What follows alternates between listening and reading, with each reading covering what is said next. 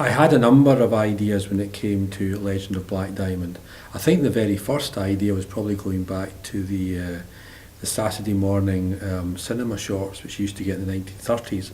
Things like Buck Rogers and Tarzan and that kind of thing. Something that was very episodic, like an adventure series that ran over a number of small episodes. And because we always wanted to do something that was online, that seemed to be a good match to kind of think back to the kind of old adventure shows of the 1930s. So that was the first element. The second element was I was very much thinking about villains. You know, in the old cowboy movies, the villains were perhaps sort of always the kind of evil outlaw, kind of wearing the black hat and that type of thing. And I began to think to myself, who are the villains of our age? It's very much the bankers because of the banking crisis.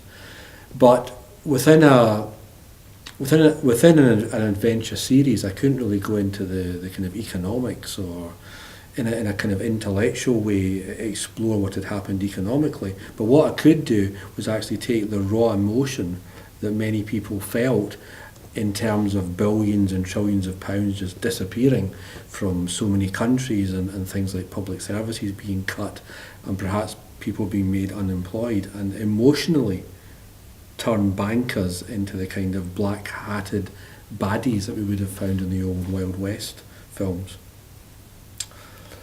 The flippant answer of why I chose the Western as a theme for Legend was because I've always wanted to make a Western. But we didn't have the budget to go to Spain, we didn't have the budget to go to America, so it had to be a kind of Scottish Western. But rather than try and disguise the fact that we didn't have sand, we didn't have a hot climate, actually play on the fact that, particularly in the winter, Scotland can be a very harsh, kind of depressing kind of place. So I began to think about the medium of steampunk. For people who don't know, steampunk is a genre where almost kind of Victorian steam power and Victorian inventions have basically been taken into the future. So I began to kind of explore the themes of steampunk and create all the elements of the Old West in terms of people being maltreated, seeking revenge, having kind of evil henchmen that are out to get the good guys, but from a kind of props and locations point of view, basically make it look steampunk rather than a classic Western. About my teeth. Well, that came about after I started off working with the film industry in the United States. I worked in Hollywood for 3 years for Universal Studios. I was employed as an actor stuntman in a place called the Stunt Arena, where the stuntmen showed people, tourists who came to see the studio, how the fight scenes and that was done. So I was hired on as an actor stuntman.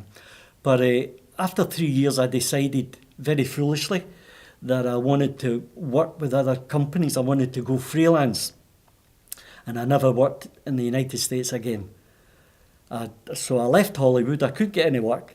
I left Hollywood, come back to Britain, and I had got involved with equity, as you have to do when you come back into this country. To get into the film industry, you have to be enrolled with equity.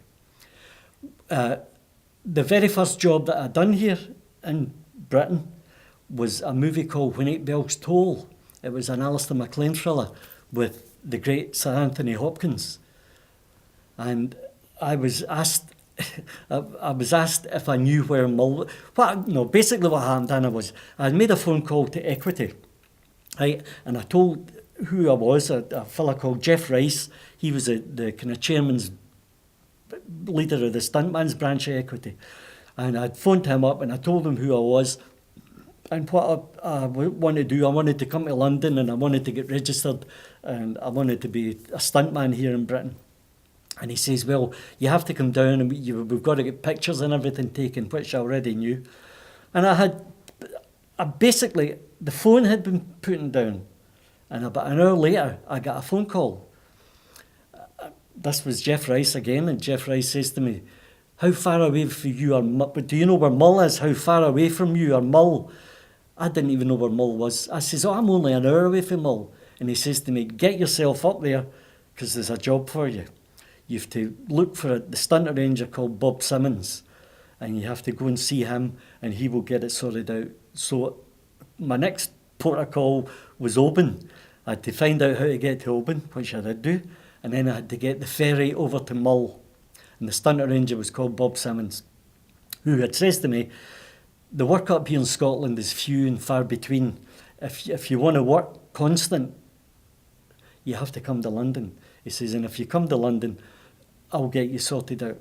And I took the man at his word, and a couple of weeks later, I arrived on his doorstep, and it was, oh, Bob, you're here.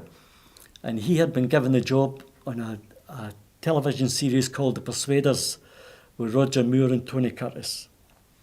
And one of the episodes of The Persuaders, I had to do a fight with Tony Curtis on a staircase.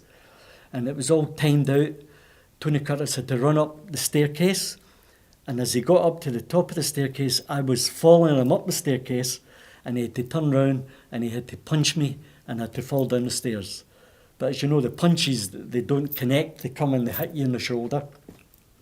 But on this occasion, I had got up. Tony Curtis had turned round too quick and he punched me square right in the mouth and he broke my 2 front teeth. So I had to do the fall down the stairs and I lay there to the director, cut, and everybody was going, oh, Bob, that was great, that was brilliant, that was... The blood was running out my mouth. It wasn't stage blood, it was blood. So they took me away and they got my teeth fixed for me because I was needed for the next shot, which was a pickup shot. And that was my story of Tony Curtis. He never even apologised. He never says sorry. He never says anything. But there's a newspaper up here in Scotland called the Weekly News. And there was a story in the Weekly News. And it says, Tony apologises to stuntman. And it told you the story about him punching a stuntman. My name wasn't mentioned, but it told you the story about Tony Curtis punching a stuntman in the face and how he picked him up off the ground and patted him in the back and took him and everything, which was a load of rubbish. I worked very early on in my career. As a matter of fact, I was only about 6 months into my career when I was asked to work on a movie called The Green Berets with John Wayne and David Jansen. It was about Vietnam, about the war in Vietnam. And the day that I met John Wayne, I mean, I'll never forget it. We were all introduced, but no, I wasn't introduced, oh, this is Bob McCrystal or Scotty. Everybody in Universal Studios called me Scotty. I mean, it wasn't, he was introduced to the stunt team, and I was just part of the stunt team, and he told us how he was directing the Green Berets as well as being a star. He was also the director, and he told us what was needed of us that day. And we all went on and done our jobs brilliant. But that was something that I'll never ever forget, shaking the hand of the man that I used to sit and watch as a boy, Cowboys and Indians, and I was standing there shaking his hand, and it was just fantastic. It was surprising that after the Crusoe, I got involved in quite a number of productions in a short period of time. Soon after the Robert 5 Crusoe, I was involved in a film which initially the working title was Once Upon a Time in Five. But at the end it became The Happy Lands, and it's about the mining community and the general strike of 1926. And it's a period film which I got involved in the art department. It was great, learning how to construct the sets and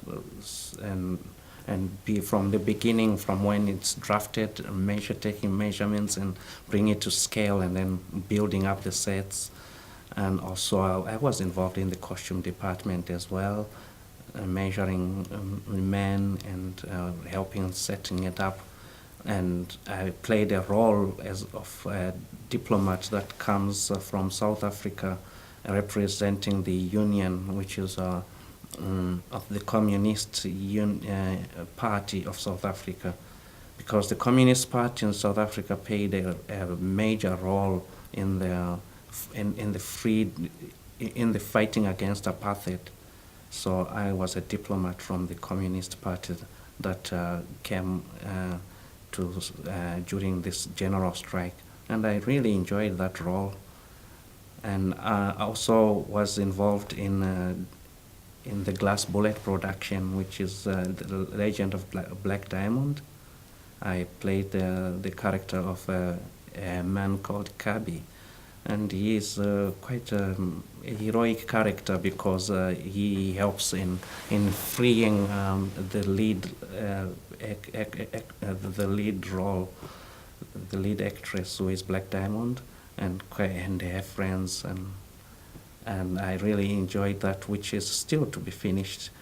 And as well, the major one, I got an introduction into Paramount production, World War Z, which I was involved in, played the role of a businessman, an office worker who is victimized by the zombies.